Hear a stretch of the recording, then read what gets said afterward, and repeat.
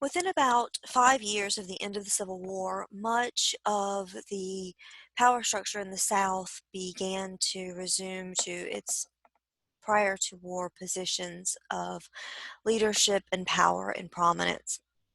And so, within about 5 years of the end of the Civil War, much of what the South resembled prior to the war began to creep back in.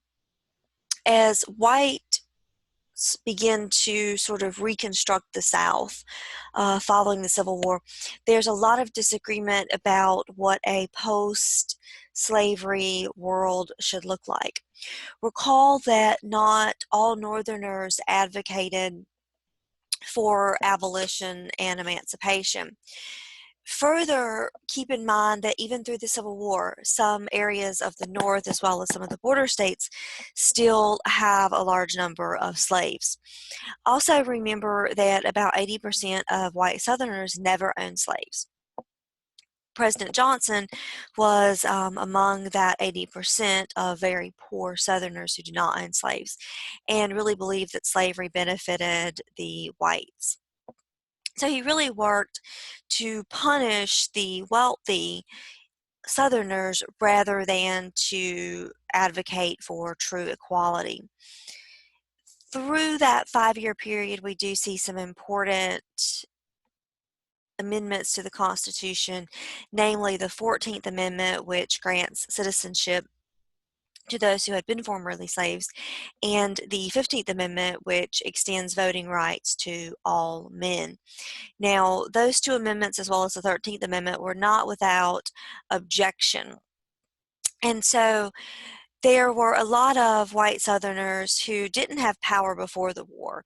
These were the small farmers, the landless laborers. And some of these folks really joined the Republicans in reconstructing the South.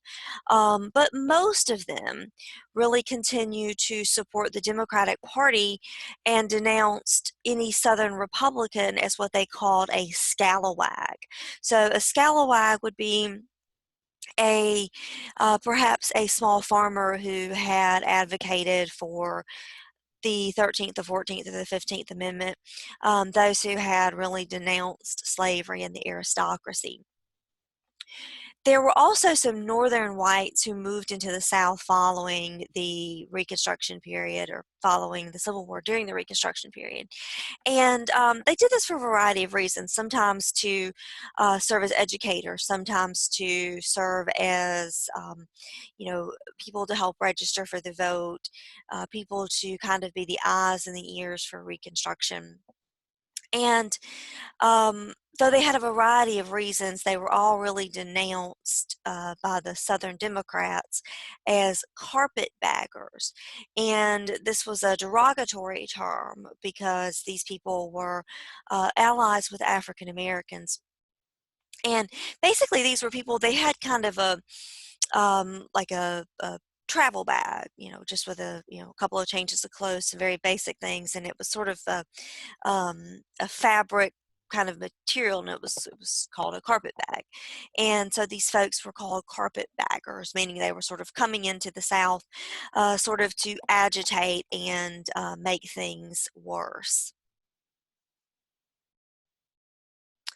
Now, African Americans immediately begin to seek education. They begin to seek opportunities to practice faith apart from white influence.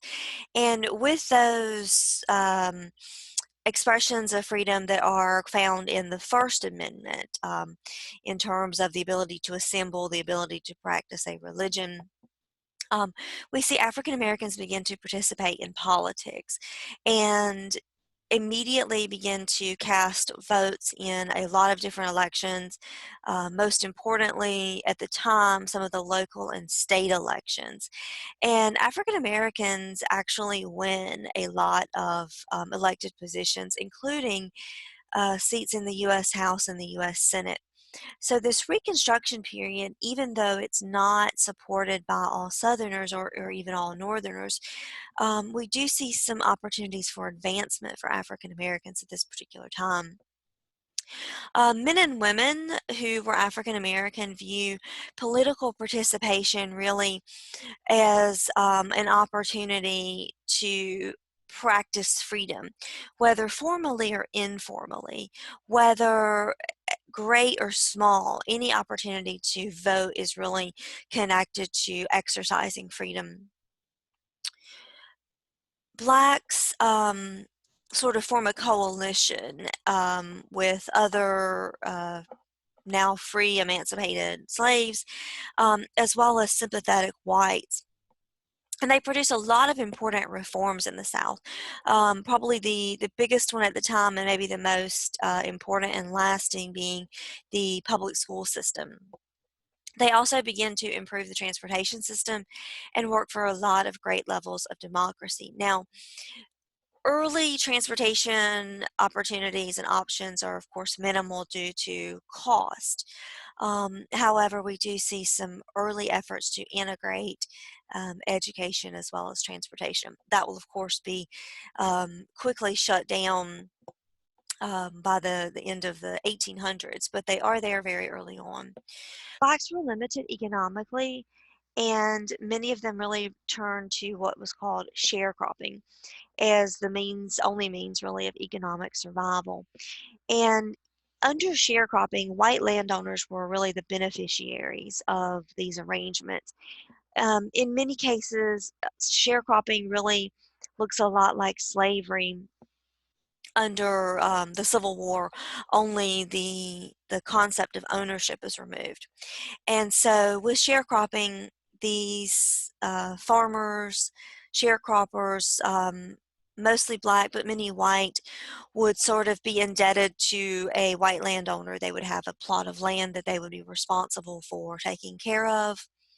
And then the majority of that crop, whatever that crop would be given to the white landowner as payment for leasing that land. Now, this gave in the short term, it gave the African Americans and the white landless laborers the opportunity to have a job and to earn something of an income, but it really keeps these people, and in particular African Americans, bound to the land.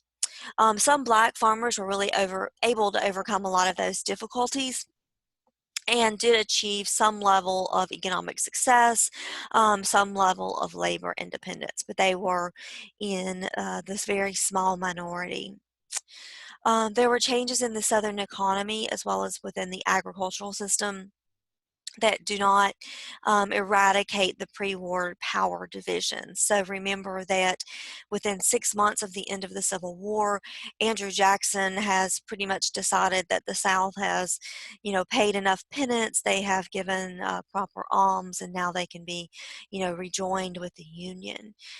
This is less of the problem than the reality that most of the Southern leadership from 1866 moving forward was the Southern leadership prior to 1860 and through the Civil War. So these agitators, these secessionists really returned to power. So much of the power structure that was in place through the Civil War quickly finds its place again. White elites do continue to hold power over the poorest blacks as well as over poor whites. Seeking to really find independence, a lot of blacks begin to leave the South for new opportunities, primarily in the West. Because remember that much of the North has systems of segregation in place, and the West was kind of this new frontier. These folks moving into the Western Territory seeking freedom and new opportunities are called exodusters. They are migrants from the South to the West. White Southerners claimed that the new interracial governments in the South really increased the opportunity for corruption. However, the corruption is really connected to a lot of these new businesses that have been created, and these businesses were created really to keep politicians and businessmen in power and attaining the most wealth. Republicans had very limited opportunities to reconstruct the South. Remember, all of the former Confederate states are really being given the opportunity to come back into the Union very quickly. A few of them refuse, like Mississippi, and reject some of the important amendments like the 14th Amendment, even the 13th Amendment. But Republicans, again, attempting to reconstruct and dismantle the systems of racism in place, don't really have the opportunity to do that. By 1870, so within 5 years of the end of the Civil War, all of the Confederate states are readmitted to the Union, and more importantly, the Republican state governments that are elected after the Civil War are voted out within 5 years. So those Lincoln-minded, abolitionist-minded, emancipation-minded Republicans who are elected in the years following the end of the Civil War, by 1870 are no longer in power. So we have about 5 years of Republican leadership. Furthermore, only a few of the rebels, the Confederates, were held legally accountable for their roles. So very few of those who supported secession, those who held leadership in the Confederacy or in the Confederate Army, are ever held accountable for that. Only one was executed for war crimes, and only one high-ranking official was sentenced to prison, and that high-ranking official, of course, was Jefferson Davis. So military leadership, political leadership are never punished. Southern Democrats called themselves redeemers, fancying themselves as those who would redeem and restore the old South to its position of power. The Redeemers earned their power and their influence through using voter intimidation tactics and violence.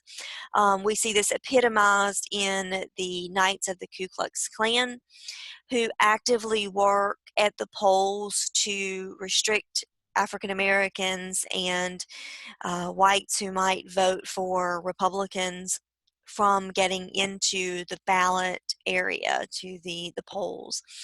A lot of their efforts were handled before Election Day, so a lot of threats made to potential voters long before the elections were even held.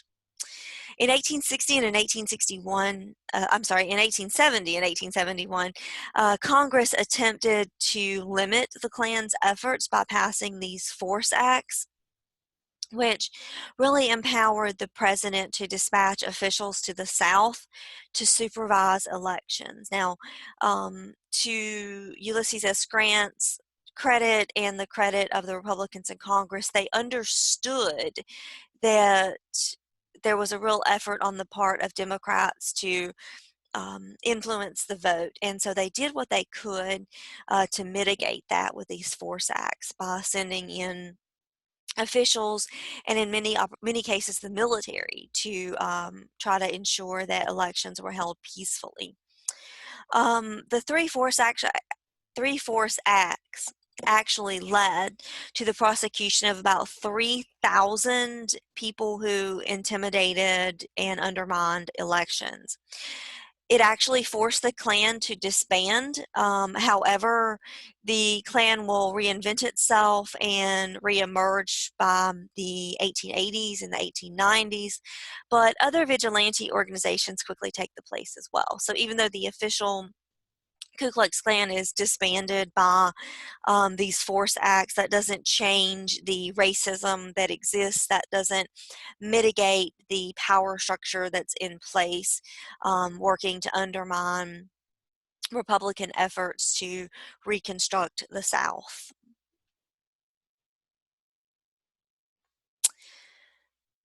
White Northerners had fought for Black rights and suffrage but they still held a lot of racist views themselves. So keep in mind, again, that not everyone in the North was an abolitionist. Not everyone in the North supported emancipation or even the Civil War.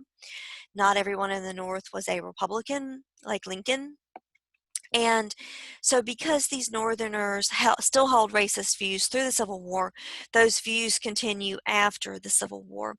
And many of them began to agree with white Southerners who claimed that blacks were inferior and thus incapable of governing effectively. So it's not enough to support emancipation, but we have radical Republicans like Lincoln who really support equality. And then we have others in the North and certainly in the South who believe that while slavery might be wrong, African Americans are incapable of truly governing themselves independently. They were also very, very much outraged and frustrated by the scandals and corruption that had really marked and plagued Ulysses S. Grant's first term. A group of liberal Republicans nominated Horace Greeley to run against Grant in 1872. And these liberal Republicans, again, not to be confused with radical Republicans, argued argued for an end of Reconstruction, and they really believed that Reconstruction, right, so this black influence in elections and black members of Congress, black senators, black representatives, were part of what had caused corruption in the highest places. Seeing a chance to defeat the Democrats, um, or I should say, seeing a chance to defeat Grant, who had supported a lot of those policies, Democrats immediately endorsed Horace Greeley. They believed that Grant was part of this sort of abolitionist move, and if they couldn't get rid of Republicans, they would take a liberal Republican, a Republican who didn't hold Lincoln's values. And so Grant and the majority of Republicans really had to kind of take a offensive type of campaign. And so they would literally hold like the bloody shirt that Grant wore in the war. And they would say, this is why these men died, and we have to advocate for freedom. But the problem was, again, that not all Northerners supported the Civil War to begin with. Not all Southerners supported the Civil War, and 80% of Southerners did not really receive any benefit. So this was kind of an unpopular view. Um, Congress began taking a lot of steps to end Reconstruction and to allow the former Confederates to regain control of the office of the House of the Representatives, because they believed that if they sort of allowed this massive show of forgiveness, that it would sort of secure the position of men like Grant and the Republican Party. In 1874, they began to remove troops from the South. Now, remember, this is only 10 years. This isn't even a generation. Most of us can remember things from 10 years ago. So as the Union soldiers begin to leave the South, the Democrats, the racists in the South begin to re-exert control, in, sort of redevelop and recreate their influence and their power. So within 10 years of the end of the Civil War, those who had been in power before the Civil War and during the Civil War are back in power. So they really only have a 10-year kind of hiatus. There was an economic panic that began in 1873.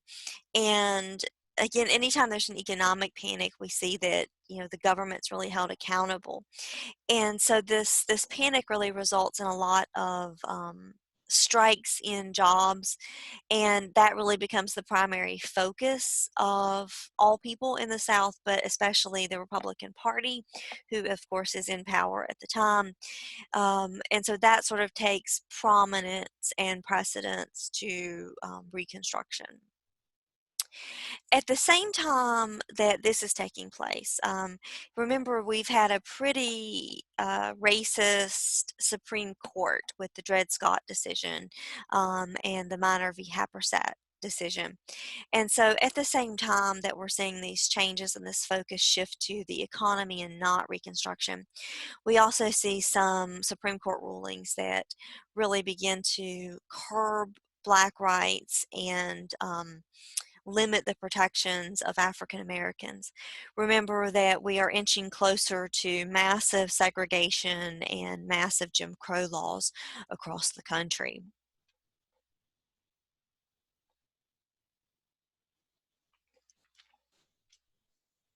So Republicans nominate in 1876 a man named Rutherford B. Hayes. The Democrats nominated Samuel Tilden, and both candidates were really focused on ending corruption, and that was the primary focus of voters at the time. It was not about Reconstruction for most of the voters, even though the 15th Amendment gives African American men the right to vote. The primary concern was addressing corruption and addressing the economy. Issues of equality were not at all of concern. There were 20 electoral votes that were in dispute. And so this puts Tilden's victory in the popular vote in question.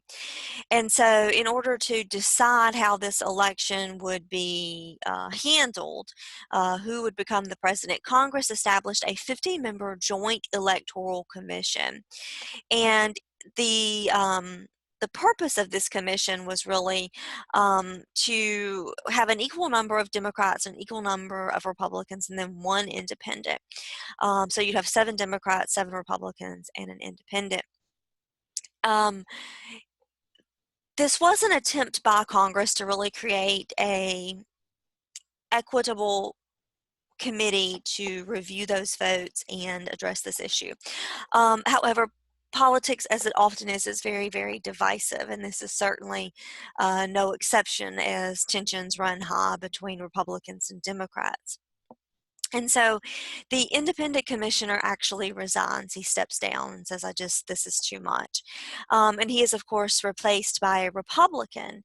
And the Republicans declare Rutherford B. Hayes to be the winner of this election. Now, this doesn't necessarily seem like a bad idea if you consider that the Republicans are historically the party of abolition. But remember, there's division within the Republican Party between those who would support full abolition and emancipation and those who would support sort of ending slavery but not necessarily support equality. So in order to ensure that Hayes was certified as the president, his supporters began to negotiate with the Southern Democrats who were in the Senate, and they secured their support for Rutherford B. Hayes' presidency by agreeing to remove all troops from the South. Remember, those troops in the South and those military districts are there largely to serve as a protective force for emancipated slaves, to serve as a protective force for voting, and to kind of be that show of protection for African Americans. So in order to get Hayes into the White House, the Republicans agree to remove all of the troops from the South.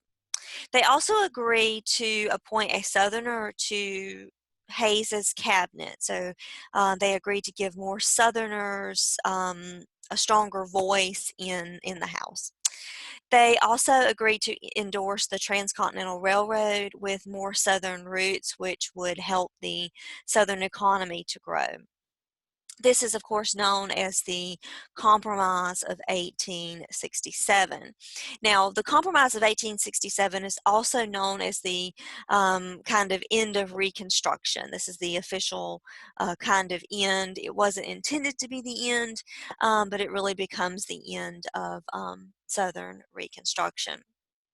Now, to show you very quickly the election map of 1866, you can see that most of the northern states that supported Lincoln and Rutherford B. Hayes Ulysses S. Grant do support Rutherford B. Hayes. You can see that most of the southern states that had been in that Confederacy do sort of support the Democratic candidate. To me, the notable or the interesting exceptions is Louisiana, but remember, not all parts of Louisiana had supported secession. But South Carolina is a very interesting state because remember, South Carolina was the first state to secede from the Union and kind of drive this Civil War bus, if you will. But South Carolina is, in Florida, but South Carolina being the big one here, has a lot of those disputed electoral votes. And so that the issue there is, remember that a lot of the senators and congressmen who are elected right after the Civil War to leadership positions are in places like South Carolina and North Carolina, where you had a large black population. And so it was really the black vote that was called into question and kind of caused this dispute between the presidency and between Hayes and Tilden. And so again, with the election of 1866 and then the compromise of 1877, we have what is known as the kind of official end of the Reconstruction period. Much of the South pretty quickly, and certainly within the next 10 or 15 years, returns to what they would call the good old days. Jim Crow customs and laws become accepted, they become embraced, they become much more expansive, and they are even upheld by the Supreme Court. Segregation remains in place for at least another 100 years. Sharecropping will continue through the next 100 years, through at least the 1940s. The convict lease system, which allows African Americans to be falsely accused of a crime and sentenced to prison and then leased to landowners as free labor, will continue to be in place through the 30s and the 40s. So the Civil War does end slavery in the legal sense. There's about 5 years of hope for African Americans where they are elected to Congress, elected to state legislatures, and elected to local offices, and do participate widely in elections. However, by 1870, the hopes of freedom are slowly being snuffed out for African Americans, not just in the South, but across the country. By 1877, Reconstruction is officially ended, and ultimately Jim Crow will triumph. The North wins the Civil War in terms of the fighting. Abolition prevails in terms of legally ending slavery. However, racist ideas become even more firmly entrenched. Laws will continue to protect those who would seek to disfranchise and discriminate against African Americans. Laws like the Plessy versus Ferguson case, which will pretty much legalize and solidify segregation, not just in the South, but across the country. Those same policies will be applied to American Indians. They will be applied to Asian Americans, other minority groups. They will be applied to religious minority groups as well, and sexual minority groups as well. So the question to begin to think about is, what was truly achieved with the Civil War? What were the shortcomings of the end of the Civil War? Certainly slavery being officially ended in a legal sense is an important accomplishment, but because Jim Crow goes into place pretty quickly and very little changes, how could we have handled that differently as a nation? What should we have done? How should we have written those Reconstruction Amendments, the 13th, the 14th, and the 15th? Should voting rights have been extended to women or not accepted at all? Should citizenship be extended to be more defined and protected? would those who seek to promote racist policies and discriminate against others have found a way to work within the system and continue holding on to those ideas? Thanks.